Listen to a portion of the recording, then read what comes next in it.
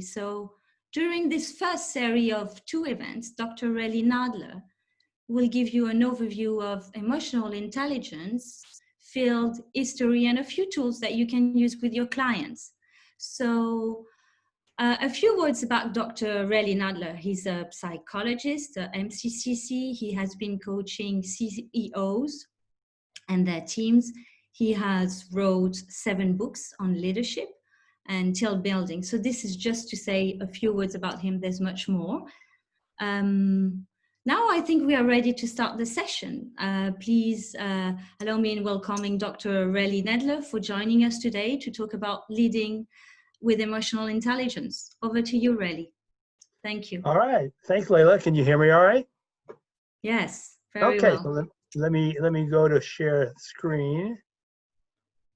So, and we'll get started. So thanks, everybody. I'm glad to be invited today to be with you. I think I'm going to share some really interesting information. So as I'm about ready to share the screen, I'm going to ask you to write your last name backwards in the chat. So spell it backwards, but we're going to do something that I would call pet, person, pharmaceutical drug, or password. Write your last name backwards, and I'll tell you, it's going to be a little bit of my introduction story. Write your last name backwards, and then maybe make a note. Would you name a person that? Would you name a pet that? Could it be a password, or could it be a pharmaceutical drug? So go ahead and type that in as we're getting started here.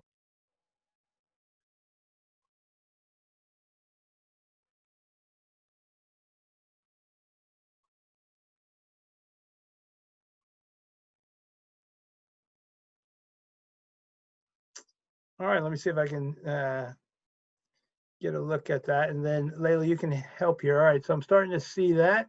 Gnad, Namus. All right. Hartzell. That's all. Non-air. All right, a couple more, yeah. Anis Ajnouk. Bear with me for the pronunciation. Gnod Soloyer. Nawanug. Gnei. Ajajdiwi. Nats. Gnimot. Zida. Okay. I think we got it. So actually, can you see my screen? Yes? Okay. I am going to try to do a slideshow, but for some reason it's not clicking. All right, let me just go from here. All right, so why am I asking you to do that? The reason is I'm going to share a little bit about my name. 1 second here.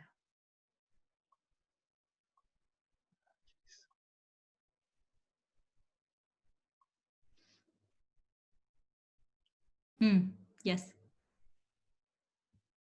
Hold on, I want to do this one. Oh, I know what I got. Hold on a second.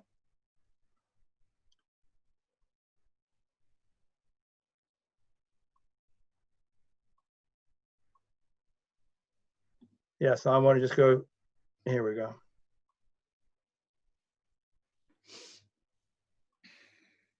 Okay, so you can see these cute pictures. Can you see the screen now? Yes. Okay, great. All right, so why am I asking you to do that? You know me as Relly, but my last name is Nadler, N-A-D-L-E-R. So my dad did what you just did and spelled your last name backwards, and we got Irat. So that could be a pet or mun. Well, Nadler backwards is Reldan, my given name. So if you kind of see on the screen here.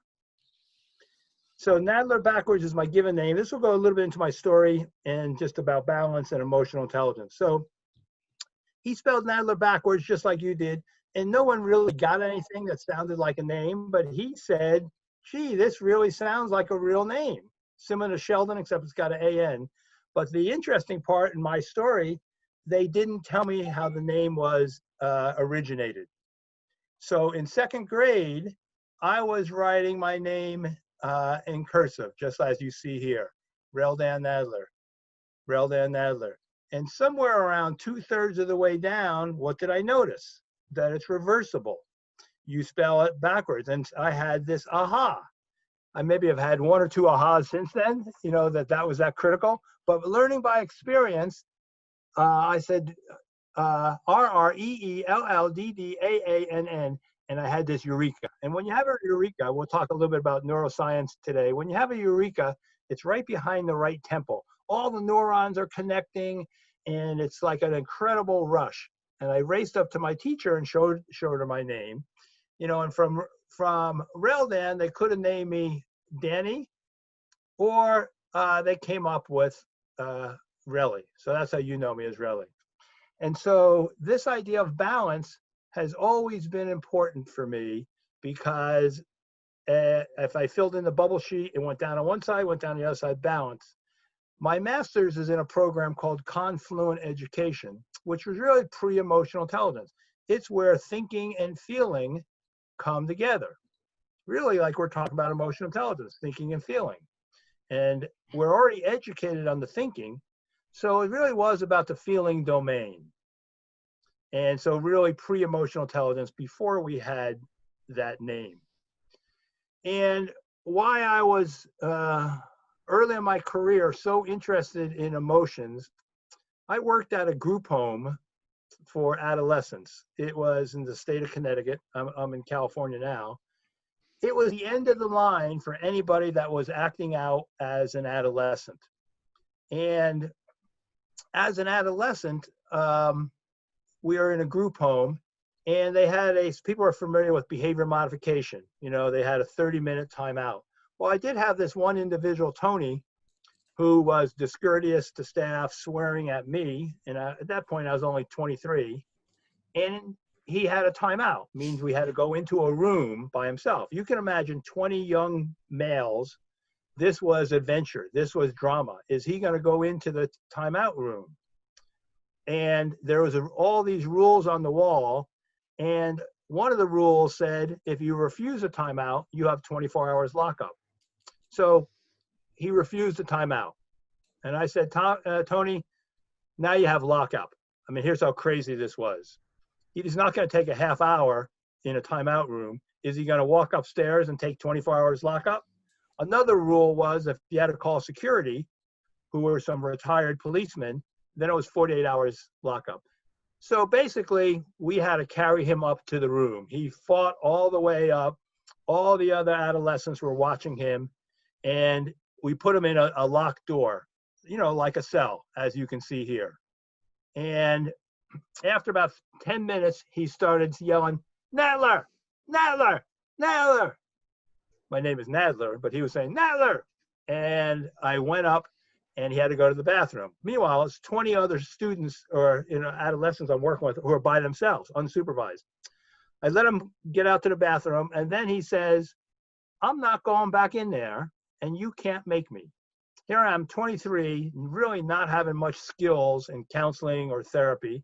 And I go, what do you mean you're not going back in there? He's like, you can't make me.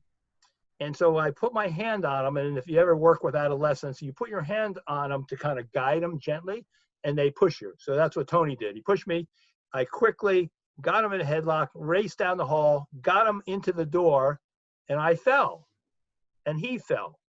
Whoever got up first was going to lock the other one in a door like this. Basically, I got up first. I was more athletic than him and flexible. Locked him in a door, went downstairs, feeling a little kind of proud, got that over with. I'm back on duty. About 10 minutes later, I smelled smoke. Tony, in a locked door, had a mattress. He only had pajamas on, let his mattress on fire. That was traumatic for me. Really not having skills and saying his emotions, he could not handle his emotions. Therefore, he was going to make a really dumb decision and set his mattress on fire while he's locked in. So that really set me on a course of just saying, oh man, I really want to learn about emotions.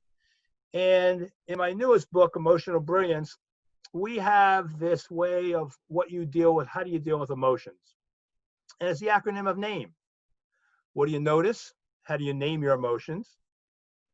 Do you accept them or not accept them? Think about with COVID and the pandemic and being sheltered in, a lot of us having a lot of emotions, and it's hard to accept what's going on. And then how do you manage them? How do you manage thoughts? It's stuff that we coach about. How do you manage, let me go back. How do you manage thoughts? How do you manage actions? And then how do you express it? Well, Tony was angry. He didn't accept what was going on. He mismanaged his emotions. And then his way of expressing it was out of anger and setting his mattress on fire. That really led me on this journey, to learn more about emotions. And if we look at this, acronym, and you can use this, I've been using this now in coaching when something comes up with folks, so what was the emotion? Can you name it? That name it to tame it. Can you accept it?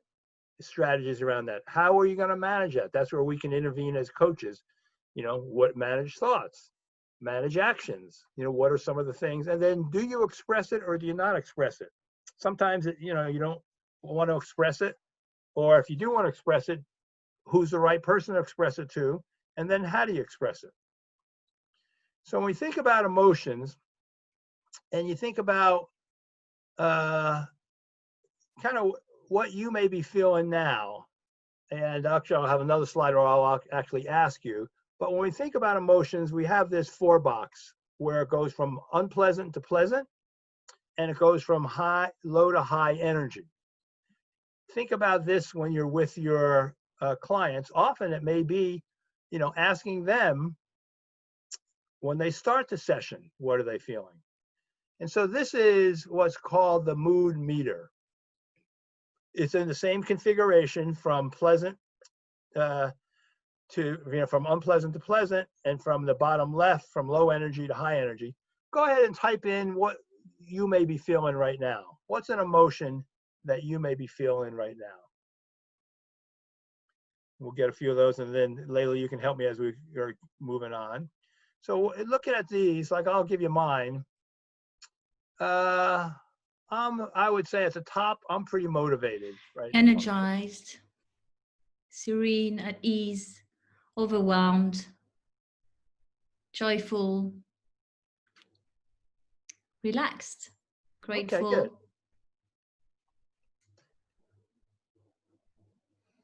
Optimistic, at ease, content, worried, upbeat, content, grateful, humble, anticipation, inspired, energized, blessed, motivated, humble, relaxed. Okay. And we'll see some of these as they come in. This is called the mood meter. You could start a session with this, given what's going on for everybody.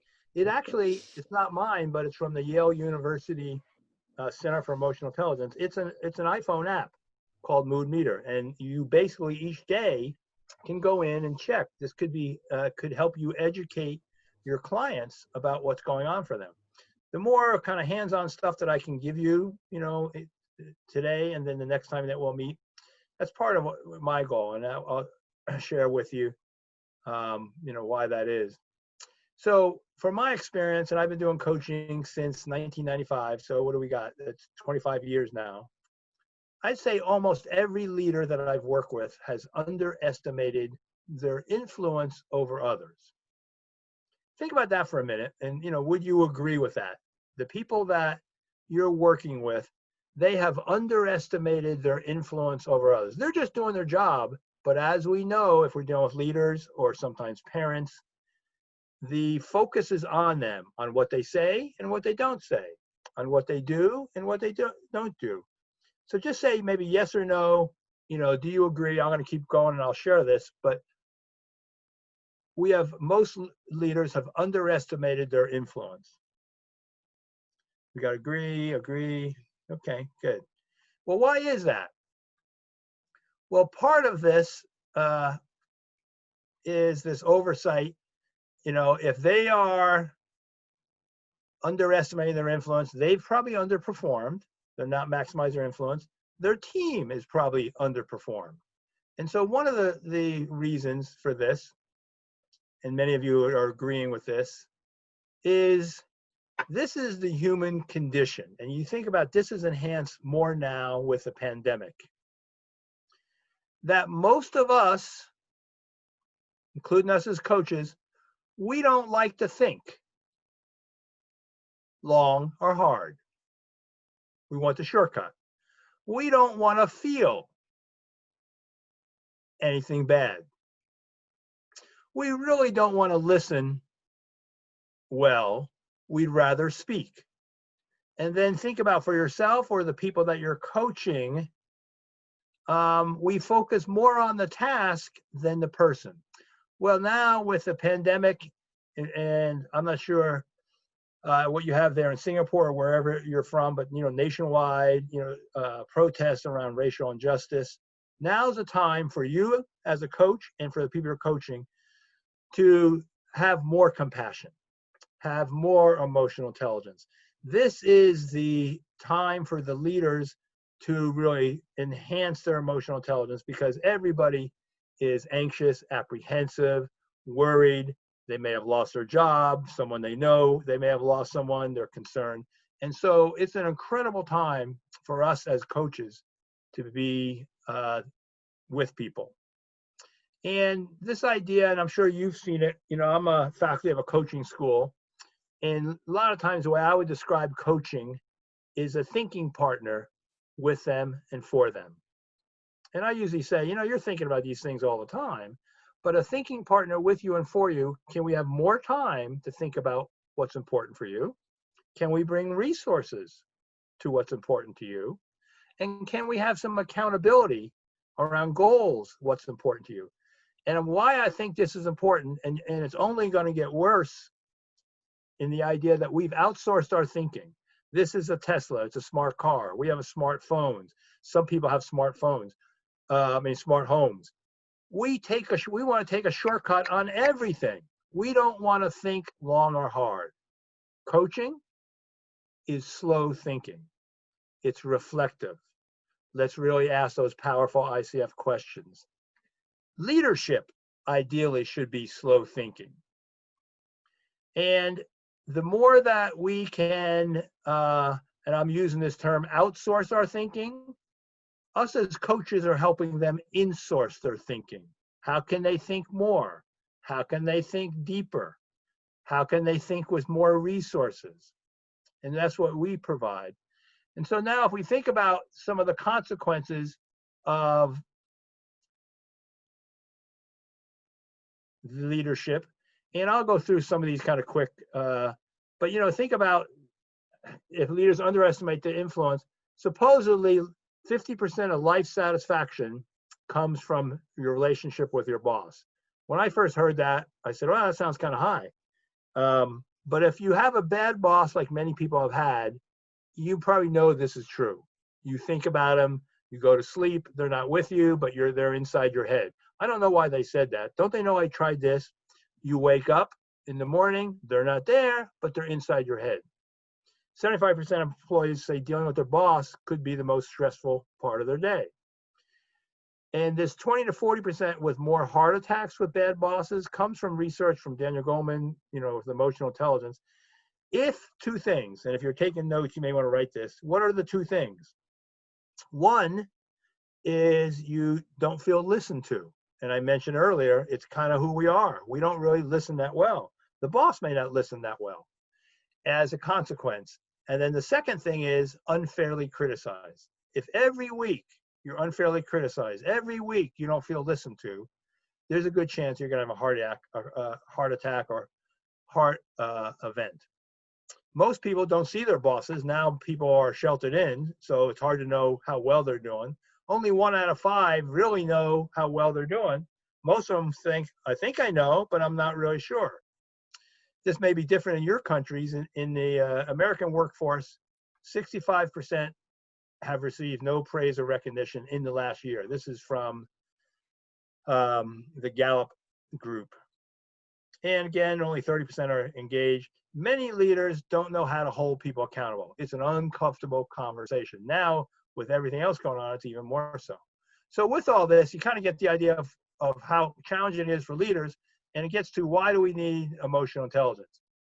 So if you think about how smart someone is, and this is Einstein, and you think about expertise, people come in maybe with a financial expertise, Excel spreadsheet, maybe they have HR professional skills, and EQ, sometimes also what's called emotional intelligence. When you look at those three, some of you may be involved with leaders around hiring, that IQ and expertise help them get their job, but if someone is moving up to some of the people that we're coaching, it is more EQ or emotional intelligence that, and this is one of the higher stats, anywhere from 85 to 90%. Other stats maybe 50 or 60%.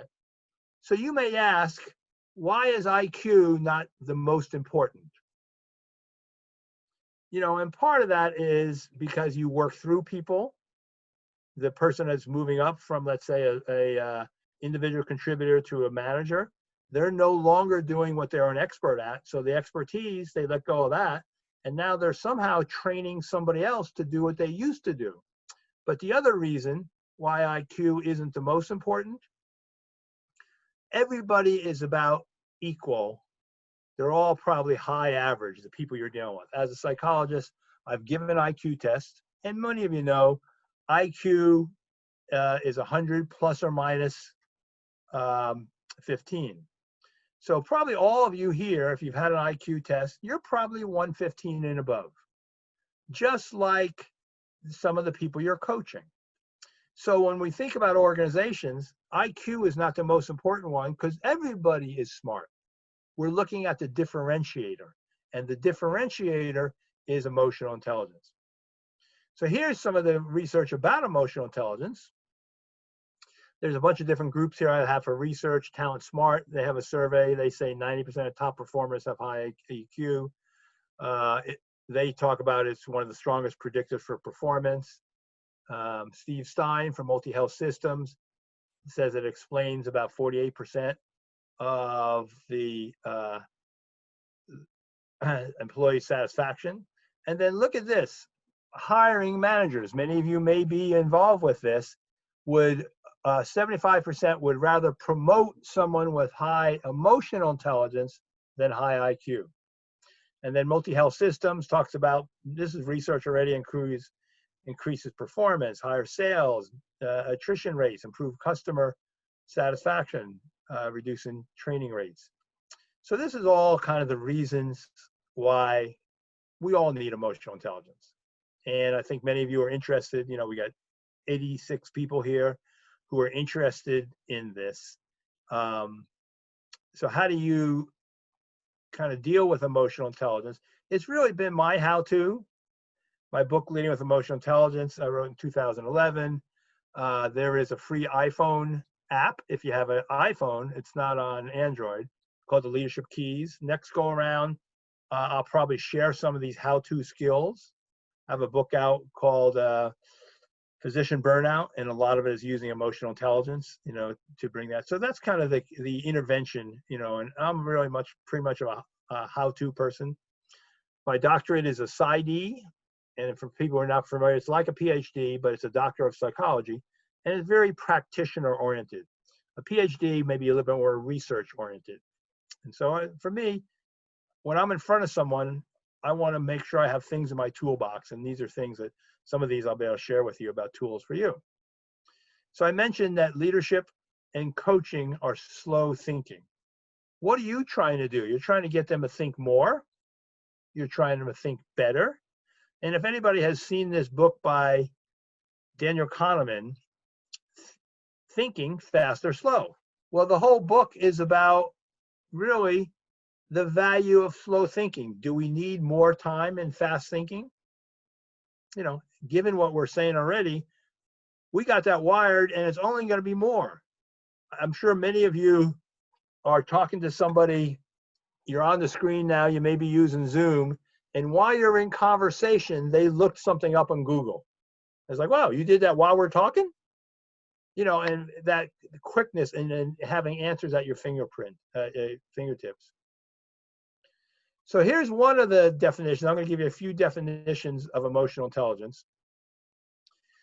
So this one is from the Daniel Goleman, Richard Boyatzis, and what used to be called the Hay Group. It's now called Korn Ferry. And I'm sure there's a Korn Ferry branch there in Singapore and some of the countries that you're in. These are what I like, if you had to explain this, so you go home today or you talk to a colleague and I say, what is emotional intelligence? This is a simple definition. Understanding yourself, managing yourself. Understanding others, managing others. Now there's competencies, just like we have ICF competencies, there's competencies in each of these 4 areas. I'll show you on this next slide. And this comes from an assessment called the Emotional Competence Inventory. It's a 360-degree feedback. And again, there's 3 big models around emotional intelligence. This is one, like I said, Goleman, Boyatzis, Korn Ferry. And each one of these competencies, and I'm going to share this in a moment so you can see how this works. So for example, self-control. Well, I should have more self-control. Well, what should I do? What this now Korn Ferry has done, and it goes way back, they would go into organizations and say, do you have some people who are your top performers 3 years in a row? They've always had the highest performance. Oh yeah, we have about 5 or 6 of those. And early on, the consultants would say, well, can we go in and interview them and find out what they're doing that may be different from the people we want to interview who are just average performers? What's the difference? What do they do? If someone has self-control, and this has been kind of my focus, okay, we know emotional intelligence is important now. We know I should have it. Well, what do I do to build it up? Later on, I'm going to ask you, which ones of these competencies do you think your clients would need to build the most? So in 2 weeks, when we get back together, we'll have a little bit more information about zeroing in on some of these competencies. So each one of these have some different steps. And so 6 seconds, which is another big group in EI, this is a simpler one. Being smart about your emotions. Emotions drive, like we see in a lot of things, decision-making, wellness. So how do we be smart about it? Here's Daniel Goleman, and here's his first book in 1995 that he wrote called Emotional Intelligence. And it was really more educational related, but people in the business world got very excited. Oh, that's what my boss has, or that's what my boss needs. That name it to tame it. Emotional intelligence really became a buzzword, and now there's so much research. When you type that in from PhD dissertations, from organizations, on all types, in how do we look at emotional intelligence, and then how do we raise it? That's really been my focus. The other group, the EQI, I'm sure some of you have heard about that, the EQI 2.0. They have a self-assessment, they have a 360, they have a leadership assessment, they have a group assessment, and here's their definition. How do we perceive and express ourselves? And how do we develop and maintain social relations? How do we cope with challenges? Think about COVID now, how important that is for resilience. And then how do we use this information in a effective way? So if you look at this chart, now this is the EQI. One of the things that I do is certify people in this EQI. It's a lot of organizations are interested in it. And you get a EQ score, just like an IQ score, based on 100 points. And so the person that did this, Reuven Bar-On is his name, it was his PhD dissertation. When EQ got popular from Goleman's book in 1995, he had already had an assessment that was well validated. And now they've upgraded it in 2011, and it's got a lot of really good things. often with organizations, I may enter through decision making. You could enter any way with your clients, but everybody's making decisions, and sometimes it's a little easier sell to talk about decision making than about emotional intelligence. Depending on if you're dealing with engineers, you're dealing with physicians, I like to lead with decision making. And here you have decision making is highly influenced by impulse control. Also about reality testing, problem solving. Problem solving is dealing with a variety of emotions and staying focused.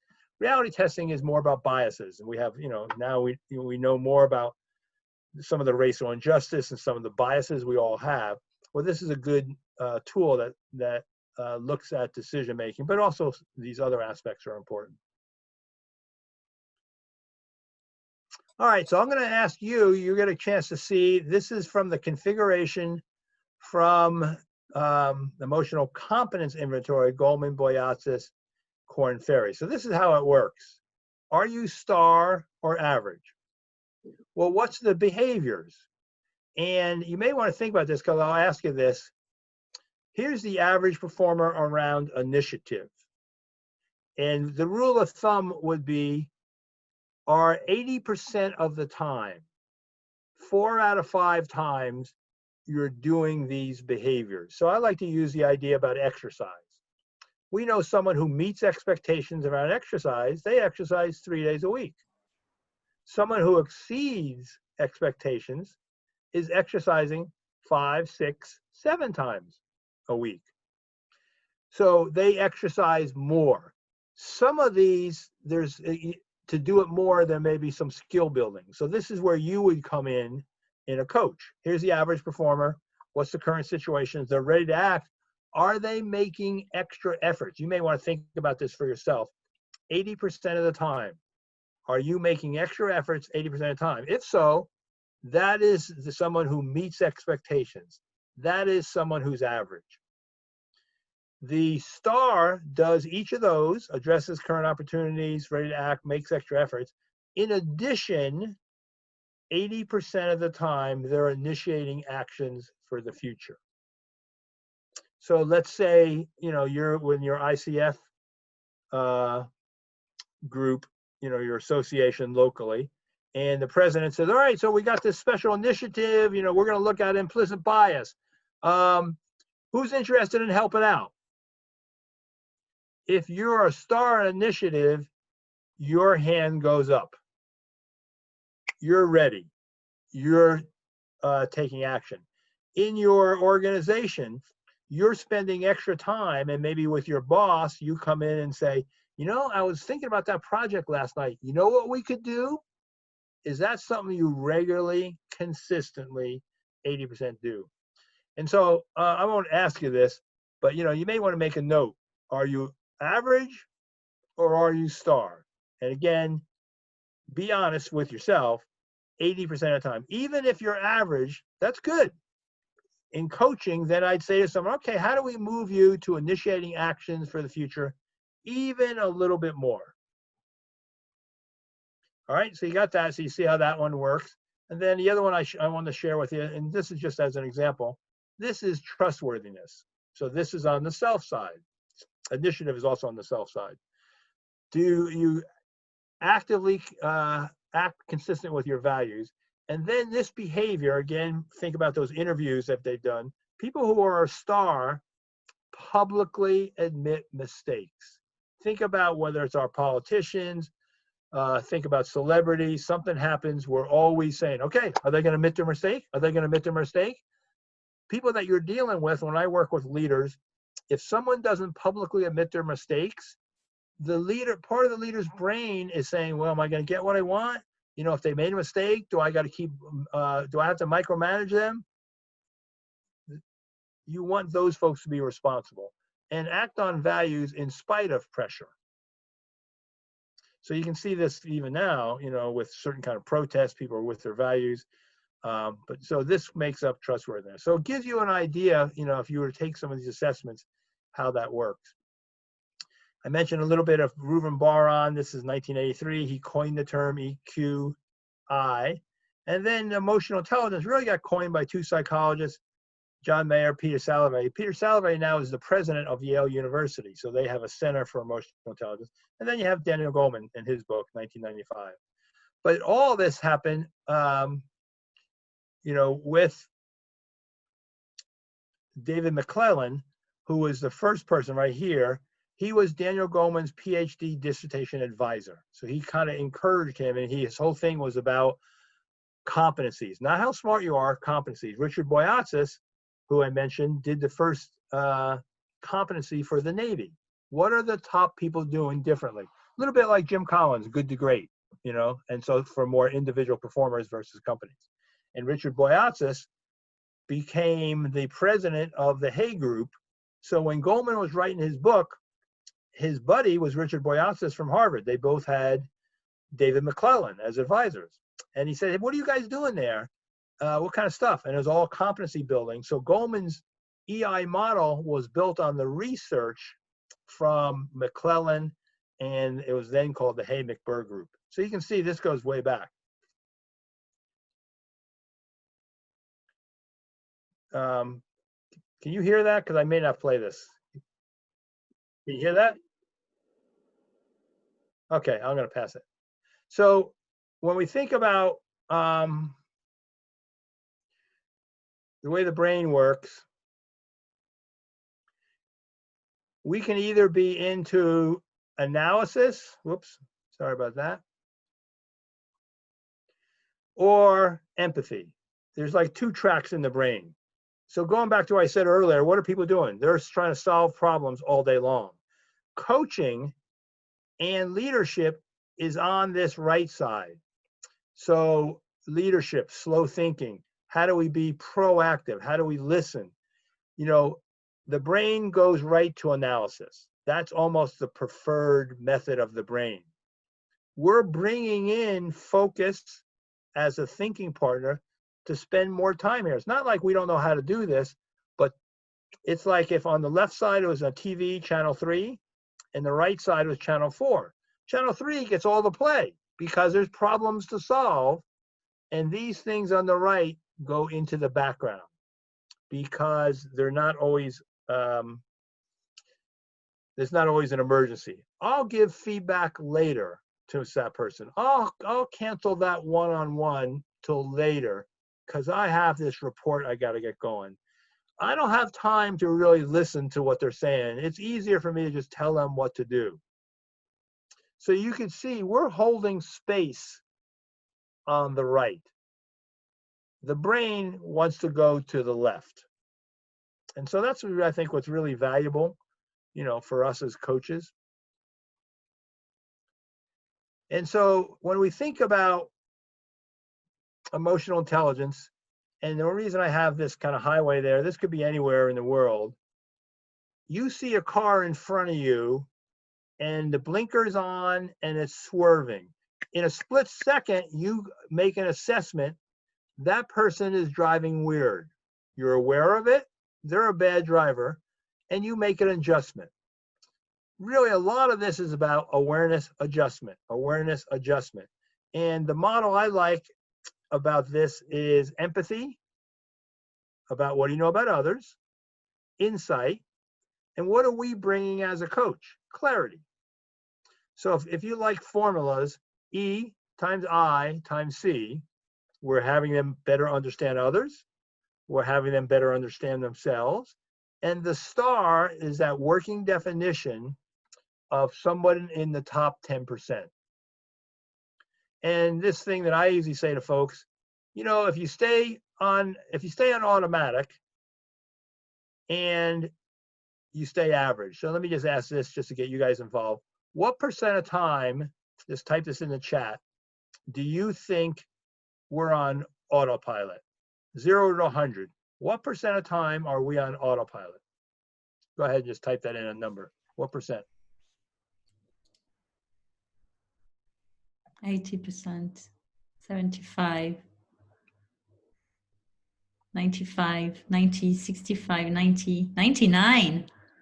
Okay, good. Priscilla says 90. Tiffany says 80. Okay. PK says 80. 75%. Okay. So the answer, it's about 95% of the time. We're operating, and then you think about the brain is this prediction machine. And going back to what I said earlier, we don't like to think long or hard. Daniel Kahneman, who I mentioned earlier, in his book says, why don't we like to think slow? Well, the reason is, and what he says, we're lazy. It's too much effort to really think deep. Here's my analogy, and or my example, you've seen this. When you were with your friends, now you're probably all social distancing. Well, you're with a friend, and one of your friends said, hey, I got this great brain teaser. And they give you this brain teaser to figure out. How long do you really want to think about that brain teaser before you say, I don't know, just tell me. Just tell me. We don't like to think long or hard. Coaching is slow thinking. It's the powerful questions. You want to take them, and I like to say thinking is a destination. You want to take them to a new destination with your powerful questions. You want to go to a place they hadn't really thought about before. And so that's bringing that kind of clarity to this. And so everything happens in the moment. And so this is where, going back to this, you have self-awareness. Again, what do you know about yourself? Other awareness. It goes in your head, and in a minute, or sometimes less than a minute, could be 5 seconds. Is it the best judgment? Is it the best strategy? Is it the best decision? Is it the best communication? Often not. And that's why for us, we're helping on the left side around self-awareness, around other awareness, so that we can help them really make good decisions. And so you see underneath here, one of the things is someone coined this term. He's a MD named Schwartz. We know what free will is, but what's free won't? In this gap between stimulus and response, and many of you kind of are aware of that, in between stimulus, how do we get a gap? Supposedly, we only have less than a second, maybe 0.3 of a second, that an impulse may come up and before we're aware of it. So something can come up, and the more we know about ourselves, the more we can catch it. I like this term, how do we catch the spark before it becomes a flame? Going back to the end of name, notice and name. How do we notice what's going on with us emotionally before it gets out of control? That's where we want to mitigate that and deal with that.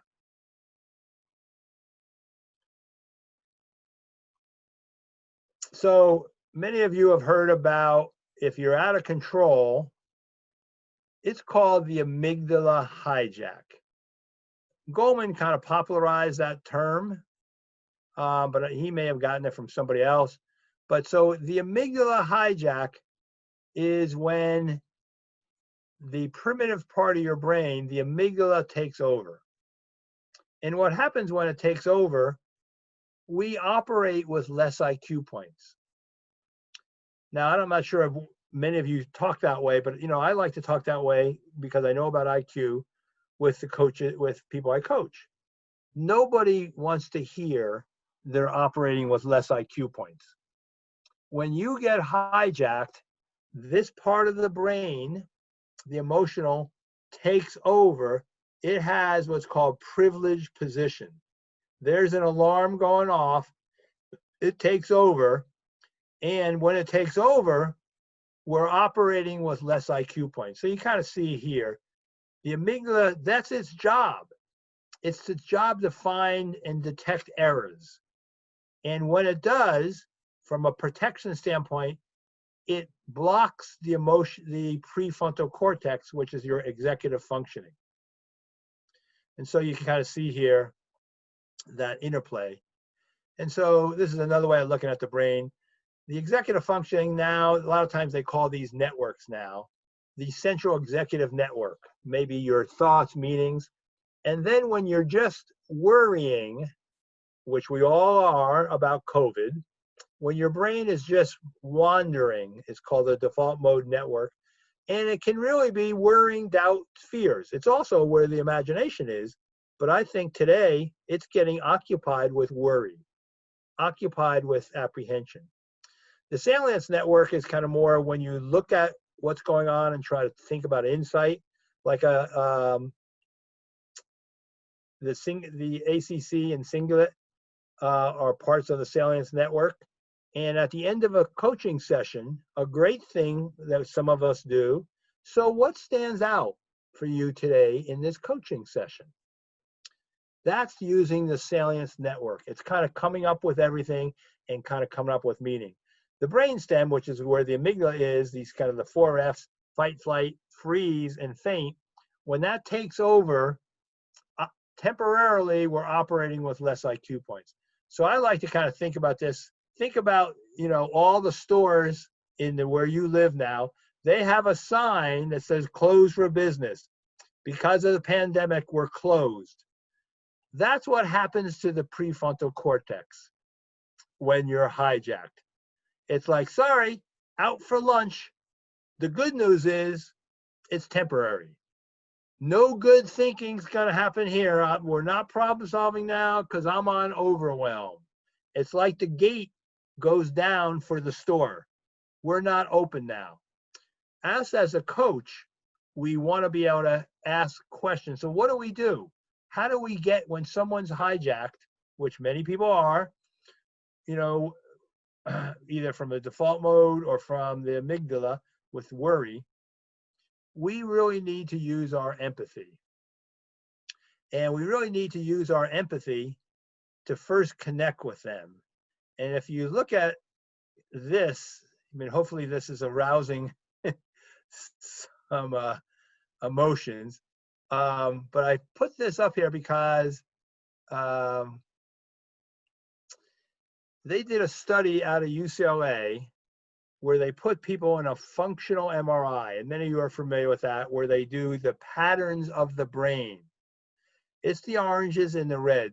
And they got the amygdala activated. Blood and oxygen were going into the amygdala by looking at pictures like this. And so you'd look at this for a while, and it's like, oh, that's really scary. And so they could see in a controlled study, blood and oxygen is going to the amygdala.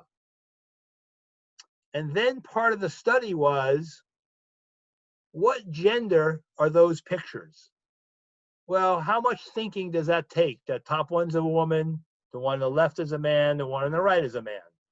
There's no depth of thinking. But the part of this study was, what emotion is that face representing? That's a thinking question. So, for example, the top one, maybe I'll just ask you that because this is interesting. What do you think the emotion is of the woman at the top? Maybe to go ahead and type that in. What emotion is that woman having?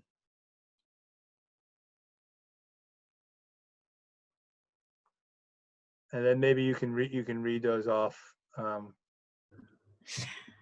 Hate, anger, sadistic pleasure, glee, rage, Yeah. furious, malicious expression. So, good. So to figure that out, that's your prefrontal cortex. And what they found in this study, there's an inverse relationship. So what does this say about coaching for us? Because we want to reduce the anxiety about COVID. And so at first, we want to use our empathy skills. Tell me a little bit more about that. That sounds like that's really kind of frightening for you, or it seems like that's got to be really scary. Tell me a little bit more. Wow, I know most people are feeling that also. That's really got to be challenging. at some point, and this is the emotional intelligence, you want to switch to thinking questions. Why? Because when you're thinking, you're getting the blood and oxygen in the prefrontal cortex. So what's your plan? Does your family have a plan about masks? And, what are you going to do when your relatives come over? When you start asking thinking questions, just like you see, and this is part of the study, there is a inverse relationship. The emotional intelligence part, you don't want to do that first. All right, what's your plan? How are you going to work that out? You've missed the opportunity to build rapport, to have empathy. So empathy first, and then you can just get the right feel for when it is that you're going to ask thinking questions. All right, so let me and so what are some of the thinking questions? This is one of the tools I want to leave you with. So you can see, self-control, which is really important. Bring back the IQ points. Depending on the person, somebody could lose a standard deviation, 15 points of IQ points temporarily. And we've all done it. People say, I don't know what I was thinking. I just lost it. Okay.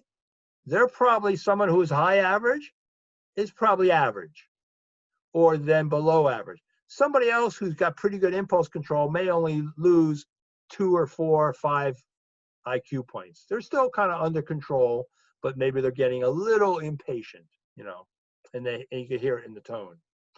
So from self-awareness, this tool I'm going to give you is called the emotional audit. And it's a great tool for self-awareness. And it's a great tool for self-awareness. And so what are the questions?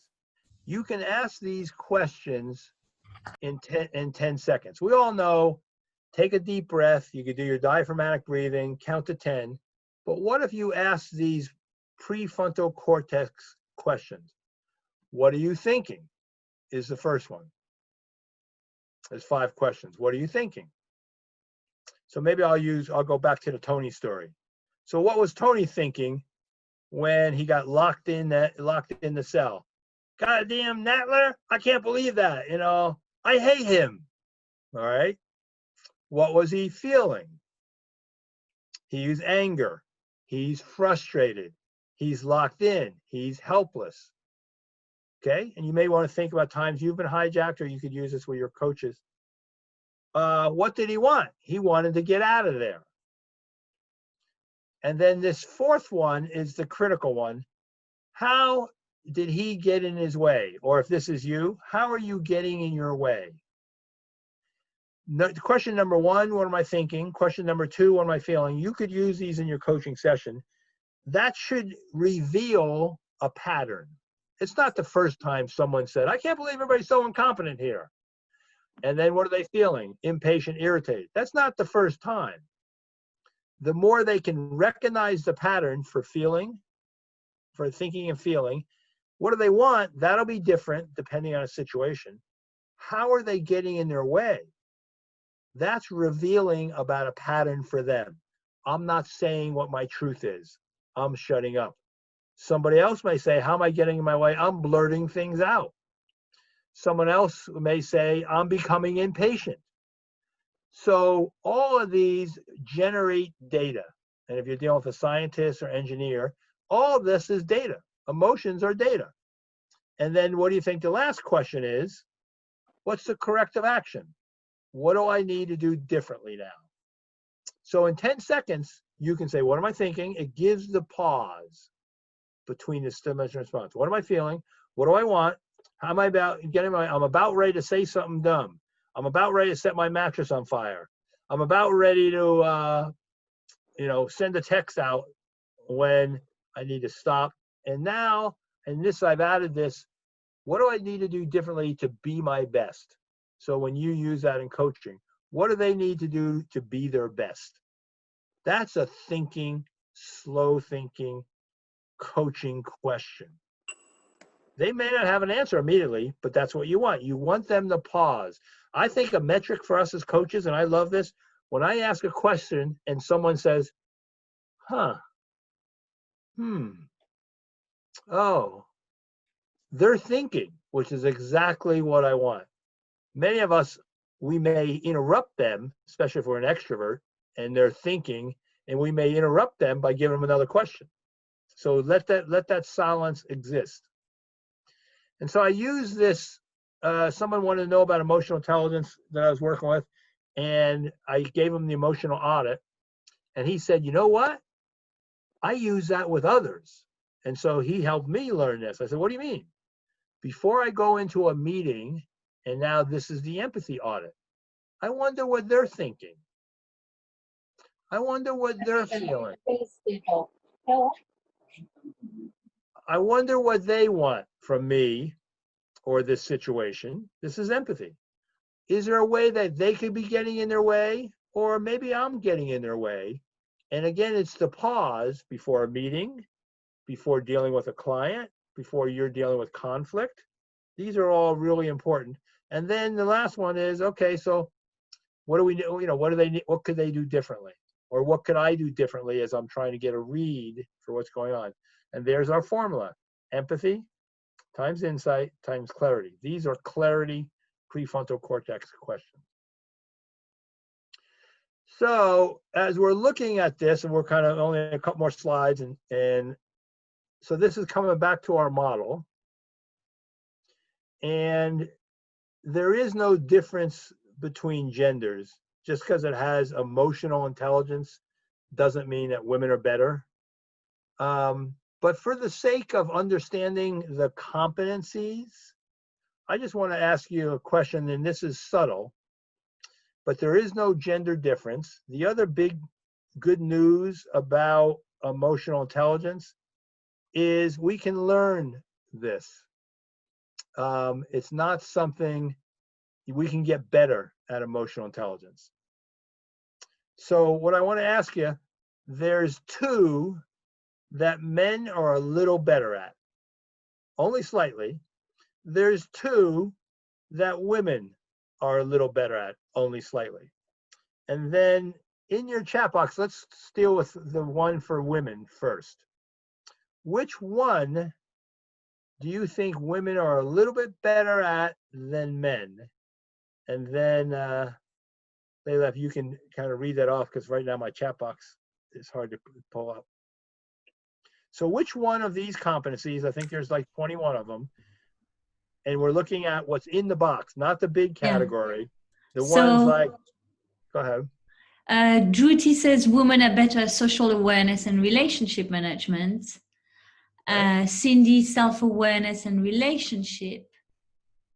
Empathy, awareness, relationship management for women, I suppose that is. Yeah, so if you haven't put it in yet, we're not looking at the big box. We're looking at the ones inside the box, like empathy, communication, self-confidence.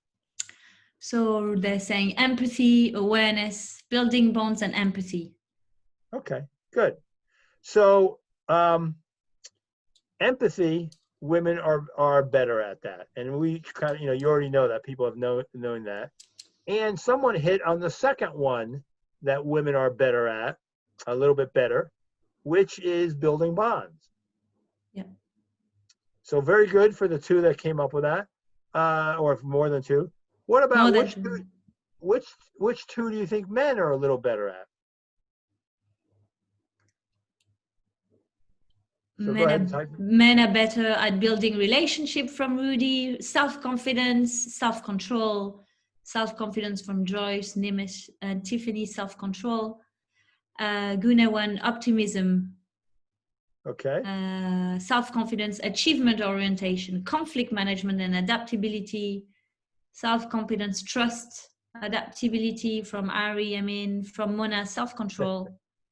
From Rita, achievement orientation, self-confidence from Hiva, influence from Vina, teamwork from Lance, Priscilla, self-control, yeah. So if I was in person, or what I would do, or and if we had more time, I would do this. For the ones that you said, like you said, oh, men are better at, I think someone said, change catalyst. I would say I would do a game show. I go, nah, women are just as good. So for most of them that you said, women are just as good. The two that men are slightly better at, and people did say, was self-confidence. And the other one is adaptability. Some of this may be biological because men are a little bit bigger and stronger if you go back to the caveman days. But the idea of this, there isn't necessarily a gender difference. But I think to kind of think about this, and it's always fun to play the gender game, there isn't a big difference. So I'll mention one other thing, and then we'll bring us to a close, and or ask questions. And you can ask questions. So thinking about this, what do you notice? The two for the men are on the self side. The two for the women are on the social side. And then some of this is kind of stereotypical socialization. There's a woman who wrote the book around communication 9 to 5. There's another book that she had that I'm going to talk about. But imagine if you have kids and they're 5-year-olds. So 3 5-year-old girls are all what she would say are about matching. Oh, we got the same teacher. Oh, we got the same dress, which is kind of this side around building bonds, connecting. Men, or actually men, if 5-year-old boys are all about what she's called topping. Topping, topping, matching and topping. So another example of 5-year-old boys, and you're all familiar with Disneyland, let's say, and it may be a little different in your country, they go to some, big place where everybody likes, amusement park or something. And so one 5-year-old boy says, oh, we went to Disneyland for 2 days. Because they're into topping, the second boy says, well, we went to Disneyland for 3 days. The third boy, because they're into topping, says, well, we're moving to Disneyland. That's topping. And you can see at 5-year-olds, that's critical. So think about, as you look at this, because we're going to have another session where we're going to get a little bit more focus on tools, which of these competencies do you think would be best to bring to your clients? Or another way of saying that, what do your clients need as you look at these competencies? And you can maybe type this in, and Layla will get this, so we know for next time. Which competencies do you think you'd want to know more about because your client is interested in this? Your client needs this. And then go ahead and type some of those in. Self-awareness, social awareness, self-awareness, emotional self-awareness from Megan. Lucy, empathy. Okay.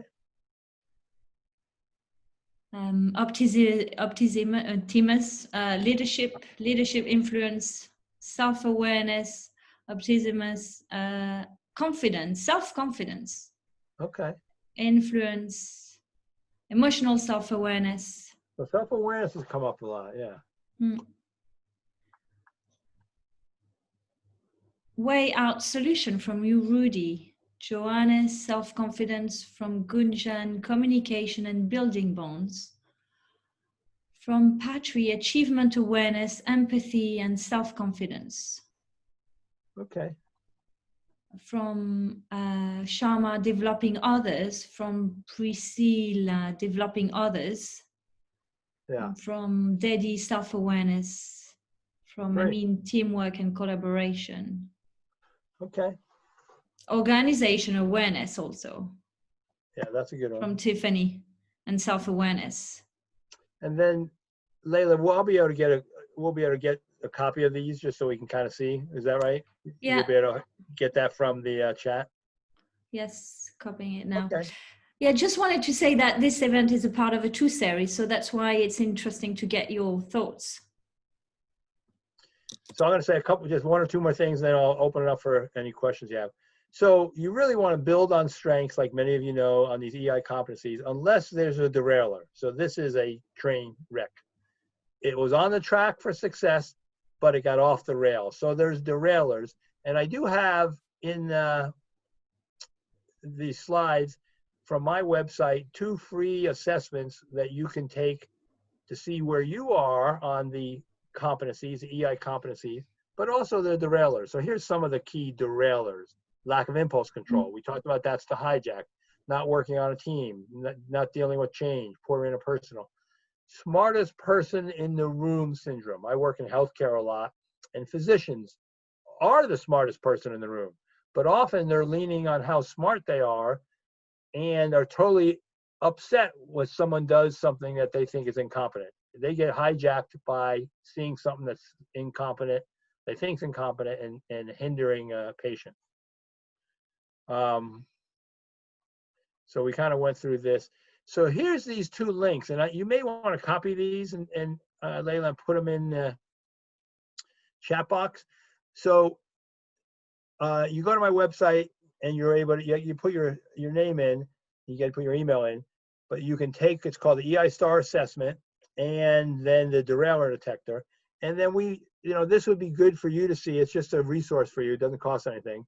Some of the assessments I went through, yes, I get certified in and all that, but this is a good start to be able to see where that's at. And then depending on next go around, we'll see. We have a big group, but it's possible we could do some breakouts on this. Or if you know people who've been on this webinar, you may want to say, hey, let's kind of go through what you had. You could coach to the EI Star profile. Which ones are you good at? It has you rate it on a 1 to 10. And then it also says, what's the most important one for you on a 1, 2, or 3? One's the most important. So for example, if you work by yourself, developing others may not be the most important one for you, but maybe empathy is going to be important. Confidence is going to be important. Initiative. So you fill that out. And then the derailleur has kind of the keys that I just went through on a 1, 2, and 3. How often do you do this behavior? And again, you could use these with your client. All right, and then I'll put up the last slide. It's some other resources here. So this is my book. This is the leadership keys. Next time I'll talk about some of these leadership keys. I have a blog on Psychology Today. They're free. There's about 40 blog items, and it's called Leading with Emotional Intelligence. So even when you do the assessment, it links to 1 or 2 or 3 of these Psychology Today articles. So that would be a helpful resource. All right, so that's kind of the end here. And we have maybe, 5-10 minutes or a little more, depending on any of the questions that you have. So go ahead and, type those on in, and Layla will help us here. Yes. Any question, feel free to type in the chat, and really will be glad to take your questions. Can we develop EQ? First question from Picky Patrick. Yes. Simple answer, but yes. So that's kind of what all these tools are about. I mean, so as far as, first people want to understand what is emotional intelligence. So we kind of went through that. Then you want to understand, well, I know I should have it, a lot of good research. And then the whole idea of, well, how do I raise it? And that's been my focus with these different tools. So it's an affirmative yes that we can raise it. And that's what's good about it. IQ is fixed. You're not really going to be able to change your IQ. But good news about emotional intelligence, EQ, as we age, we get more emotionally intelligent. Maturity means we're getting more emotionally intelligent. Think about something that you had difficulty with 5 years ago. Now you've worked with it, you finessed it. You're probably better at it now than you were 5 years ago. Maturity makes us more emotionally intelligent. Thank you, Relly. One more question from Ellen Patricia. How much EQ can be stimulated in young children? Okay, that's a great question. And I'd say a great amount, because think of all the emotions that young kids have. They don't have language. They don't really know what it is. They don't know, are they the only one that has it or not? So this whole idea of this name process, notice it and name it, And maybe another N would be normalize it. Oh, yes, everybody's anxious now. You're not alone in that, our human condition. And then helping them accept the emotions. Many of these are unpleasant. I mean, who wants to accept unpleasant? So that's can be taught. Sometimes it's just staying with it. Sometimes it's leaning into it. And then the manage has manage actions. Maybe it's some of your deep breathing. Maybe it's actually getting exercise or manage thoughts. We all know about self-talk. What do you say to yourself? It could be around mindfulness. So I've developed, strategies under each of the categories of manage thoughts, manage actions. And then getting a young kid to express, the E is express. Can you, I don't know, when our kids were young, we said, can you use some feeling words?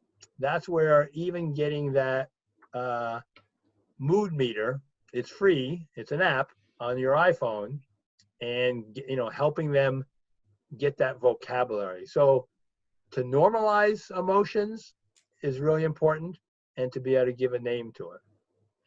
Thank you, Relly. There's many more questions here.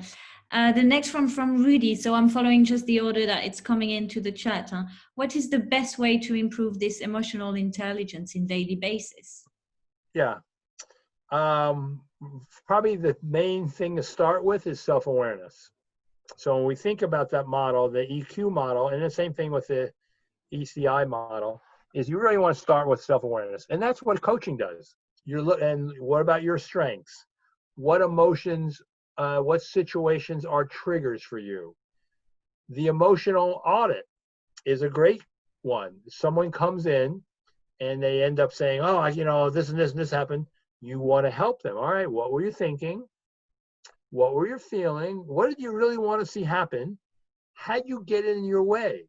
And so each of these things kind of help them learn about themselves, and then give them some different ways to not be on autopilot. So you can see how all these wrap in together. If we're on autopilot 95% of the time, we're not slow thinking. We're not using emotional intelligence like we could.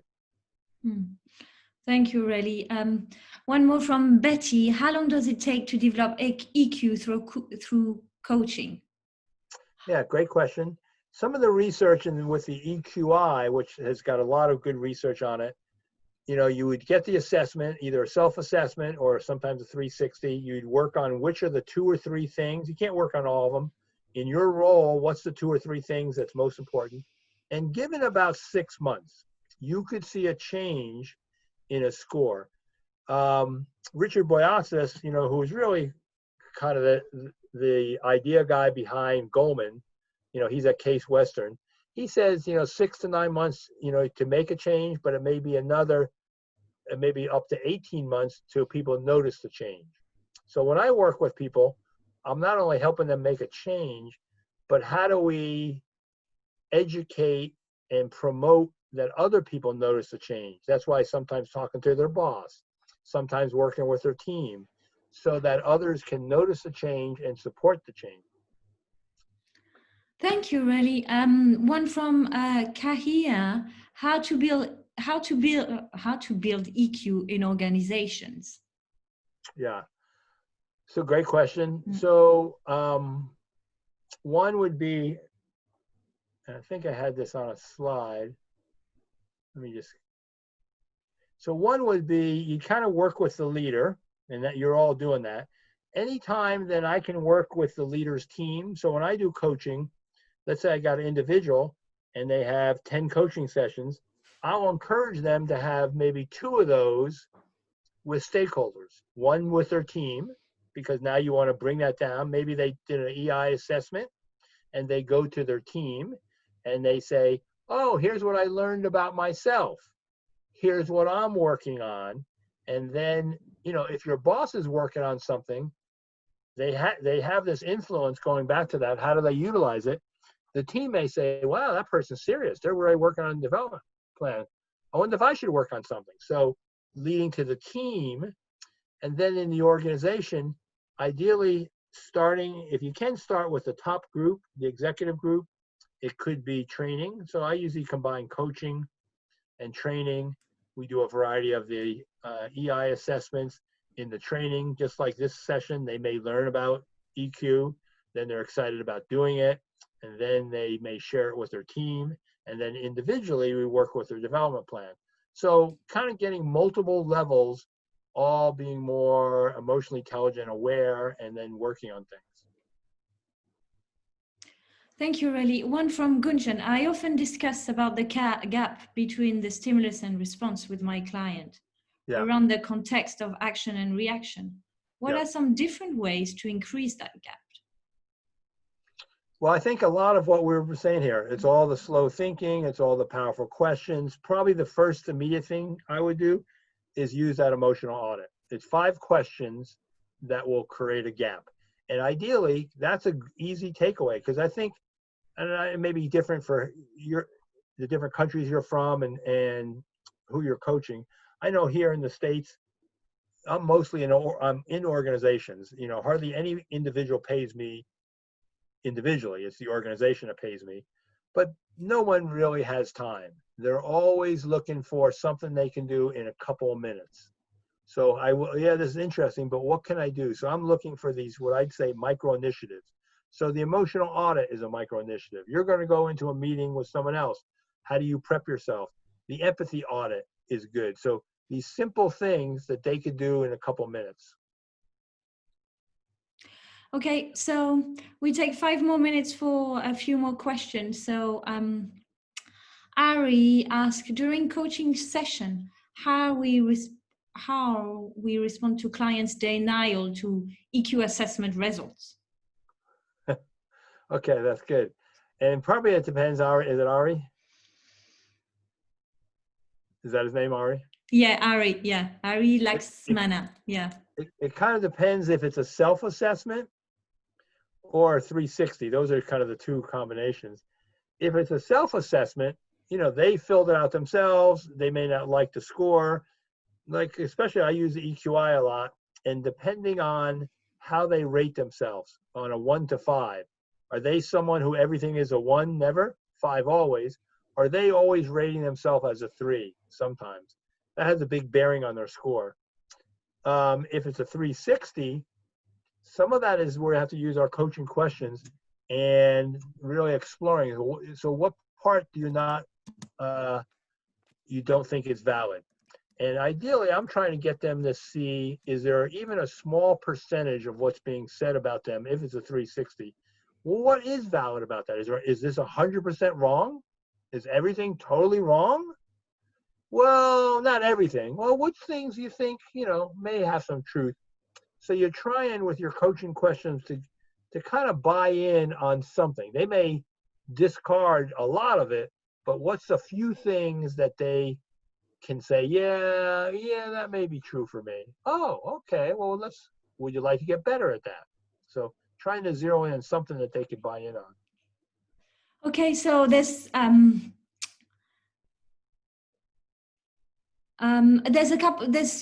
more question that we'll take before we close the floor, or perhaps 2 more. This question has been asked a couple of times, is from Amin. Can we use this assessment with our clients? Yeah, you can. I mean, so basically, you know, you have to go to my website and but that's fine. I mean, it's open, it's free. And also on the website, I think you saw that it's called the EI Central. There's a lot of free tools on there. Yeah, it means you may get emails from me, but they're all kind of, you know, interesting stuff. There's a lot of free tools. I have a podcast called Leadership Development News that's for free, and we have a lot of downloads. We've interviewed Daniel Goleman a couple times, Marshall Goldsmith, Ken Blanchard, you know, any of the top kind of coaching leadership gurus. So there's a lot of resources. And if you go to what's called EI Central, so you go to a website, one, you can take the assessments, and then there's a thing called EI Central, and there is some of the podcasts there. There's a couple of other free tools and stuff there. Thanks, Reli. So before we close, and there's a few more things I'd like to take you over. I'll take the last question, which is, what is your experience in negative impact on emotional intelligence in organization? How to handle team's emotional makeup from Priscilla. And from a negative impact? Yes. What is your experience in negative impact on emotional intelligence in organizations? Yeah, I'm not sure I understand entirely. I'll kind of try to speak to it, but I mean, I think emotional intelligence is often you have a boss who's not emotionally intelligent. I'm not sure if that's what she's meaning about that. But yeah, that's a big deal. And then how do you speak to the boss? They're insensitive. You know, going back to some of the slides I've given about that, it could be a managing up issue. And then they can't change the situation. Some of the coaching may be, well, how do you change yourself? If every time that happens, you know, you feel unfairly criticized, you feel not listened to, is that a place you want to stay? Well, yes, I have to stay there. Okay, so how do we build resources? What do you need to do on the self-management side to be in a situation that may feel unbearable? You know, and what resources do you have to stay in that situation? So kind of both sides. You're encouraging them to leave if it's that bad, or you're trying to build resources to kind of make the most of it. Are there times you could avoid that person? When are those times? How do you do that? Yeah, thank you. There is one last thing is really that I'd like to check with you. Will we be able to share your slides? Yeah, I think you have these as a PDF. Yes. So, I mean, and it's got my copyright and stuff on it. And I think, you know, the PDF is such that you can't really change them. But yeah, if you want to keep them as they are, yeah, I think Perfect. that'll be helpful. Okay, thank you so much all. Thank you, really. What an enriching session. I really enjoyed it. I hope you all also, so many tools, powerful questions there, great history also. So I love seeing everyone, how they were engaged into the chat. Good questions, so many nuggets of wisdom that we can share now with our clients. We'd like to invite you to open up a new tab on your mobile phone or computer and type www.menti.com and type the code 927740. So we can from there see, you know, your takeaway from the session, from this webinar. That will be so nice from all of you. So Do you want to type that back in there so they know it? yes, it's typed in there. So okay. wait, www.menti.com and the code is 927740. There it is, yeah. So that would be nice to see the consolidated feedback there that you can see on the screen. Yes, Right. please take the time to type and share your takeaways from today's sessions. It's a good way to get an imprint and remember and go away with a better understanding and seeing everyone what they took away. It gives more impact. And then I mentioned, so next in 2 weeks, we're going to meet again and we're going to go through those leadership keys, which are kind of then my creation about, okay, well, what do we do? So there's things on confidence, there's things on delegation, there's things on feedback, you know, so we'll kind of get more specific. Yeah, so I'm also typing here the link of the next event, which is from Relly Nidler on the 16th. At the same time, we will be all here and it will be talking about emotional tools for top performance. So I look forward to seeing a big crowd here joining. Also, please make sure that you will